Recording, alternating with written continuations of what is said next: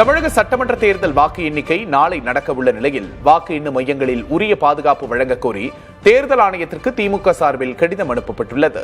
இது தொடர்பாக மாநில தலைமை தேர்தல் அதிகாரி அர்ச்சனா பட்நாயக்கிற்கு திமுக அமைப்பு செயலாளர் RS பாரதி கடிதம் அனுப்பியுள்ளார். அதில் பாஜக மற்றும் சில கட்சிகள் வாக்கு எண்ணும் மையங்களில் தொந்தரவு செய்ய திட்டமிட்டிருப்பதாக தகவல் வந்திருப்பதாகவும் இதனால் சட்டம் ஒழுங்கு பாதிக்கப்பட வாய்ப்பிருப்பதாகவும் தெரிவித்துள்ளார். எனவே தமிழகம் முழுவதும் உள்ள அனைத்து மையங்களுக்கும் கூடுதல் பாதுகாப்பு வழங்க வேண்டும் என்று அவர் வலியுறுத்தியுள்ளார்.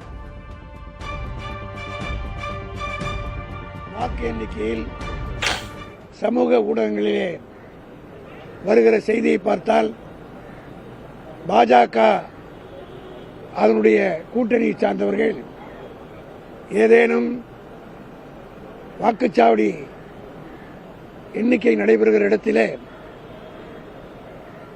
திட்டமிட்டு ஏதேனும் செய்வார்களா என்கின்ற ஒரு சந்தேகம் எங்களுக்கு ஏற்படுகிறது. தேர்தல் ஆணையத்தை நாங்கள் கேட்டுக்கொள்வதெல்லாம் எந்த புகார் வந்தாலும் உடனடியாக நடவடிக்கை எடுத்தாக வேண்டும்.